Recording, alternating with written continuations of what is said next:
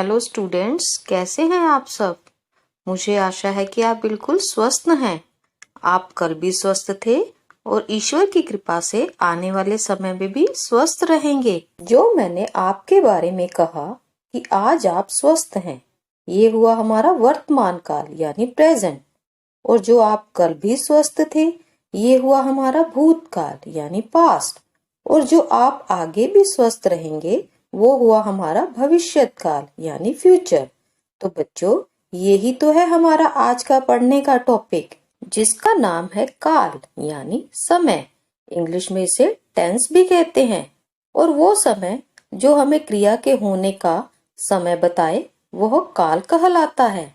आइए बच्चों, पहले एक चार्ट पर नजर मारते हैं। बीते समय की क्रिया बन जाती है भूतकाल, चलने वाले समय की क्रिया बन जाती है वर्तमान काल और आने वाले समय की क्रिया बन जाती है भविष्यत काल। तो जो शब्द हमें समय का बोध कराते हैं, वह काल कहलाते हैं। तो बच्चों, आपको इस चार्ट द्वारा समझ में आ गया होगा कि काल 3 प्रकार के होते हैं: भूतकाल, वर्तमान काल और भविष्यत काल। चलिए अब हम चलते हैं अपनी बुक के पेज नंबर 83 पर। बच्चों, सबसे पहले आप इस पाठ की हेडिंग को देख रहे हैं। यहाँ पर लिखा हुआ है काल यानी समय। इंग्लिश में इसे टेंस भी कहते हैं। सबसे पहले चर्चा करेंगे इन चित्रों की। बच्चों, एक बात हमेशा याद रखना, जब भी हम चित्रों के माध्यम से किसी विषय को समझने का प्रयास करते हैं, तो उससे हमारे 2 उद्देश्य हल हो जाते हैं। एक तो हम उस टॉपिक को भली भांति समझ जाते हैं, दूसरा हमें उसका चित्र वर्णन करना भी आ जाता है। आइए पहले इस चित्र के नीचे लिखे गए वाक्यों को पढ़ते हैं। मीरा ने गीत गाया। इस वाक्य में लगी क्रिया गाया बीते हुए समय में हो रही है। दूसरे चित्र में देखिए, बच्चा खेल रहा है। खेल रहा है क्रिया यह वर्तमान समय में हो रही है। अगला वाक्य देखिए, पिताजी अखबार पढ़ेंगे। पढ़ेंगे क्रिया लगने से यह वाक्य आने वाले समय का संकेत दे रहा है। इस प्रकार से हमने क्रियाओं के तीनों रूपों के बारे में जान लिया। आइए बच्चों, अब काल की परिभाषा को पढ़ लेते हैं। क्रिया के जिस रूप से उसके होने या करने के समय का बोध हो, उसे काल कहते हैं। बच्चों, काल के भेदों को बुक से पढ़ने से पहले मैं आपको अपने चार्ट की तरफ ले जाना चाहूंगी। ये है हमारा चार्ट। यहाँ मैंने आपको काल के 3 भेद बताए थे: भूतकाल, वर्तमान काल, भविष्यत काल। सबसे पहले हम भूतकाल के बारे में जानेंगे। ये जो बीते हुए समय में होने वाली क्रिया होती है, इसे भूतकाल कहते हैं। बच्चों, भूतकाल के भी आगे 6 उपभेद होते हैं। पहला उपभेद देखिए, सामान्य भूतकाल, जिसमें क्रिया साधारण रूप से होती है, जैसे वह गया। इस वाक्य में क्रिया साधारण रूप से हो रही है। दूसरा उपभेद देखिए, आसन्न भूतकाल। आसन्न का अर्थ ही होता है नजदीक, अर्थात जो क्रिया अभी अभी हुई हो, उसे हम आसन्न भूतकाल कहते हैं। जैसे पेंसिल गिर गई है। बच्चों, वाक्य के अंत में लगी क्रिया है को देखकर आपने इसे वर्तमान काल नहीं मान लेना है, क्योंकि है से पहले गिर गई क्रिया शब्द भी लगे हुए हैं। और यह वाक्य पेंसिल गिरने के बाद कहा गया है, इसलिए इसे आसन्न भूतकाल कहते हैं, क्योंकि यह वर्तमान काल के बहुत नजदीक होता है। तीसरा उपभेद देखिए, पूर्ण भूतकाल। पूर्ण शब्द से ही पता चल रहा है कि क्रिया पूर्ण रूप से यानी पूरी तरह समाप्त हो गई है। जैसे वह गया था। था लगाने से क्रिया के पूर्ण होने का पता चल रहा है। अगला अपूर्ण भूतकाल। नाम से ही पता चल रहा है कि क्रिया अभी भी पूरी नहीं हुई है। जैसे वह जा रहा है, यानी अभी जाने की क्रिया चल रही है। अगला संदिग्ध भूतकाल। संदिग्ध मीन्स संदेह, शक।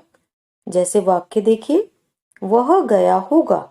इस वाक्य में श्योर नहीं है कि वह गया होगा या नहीं, इसलिए संदेह जताया जा रहा है, इसलिए इसे संदिग्ध भूतकाल कहते हैं।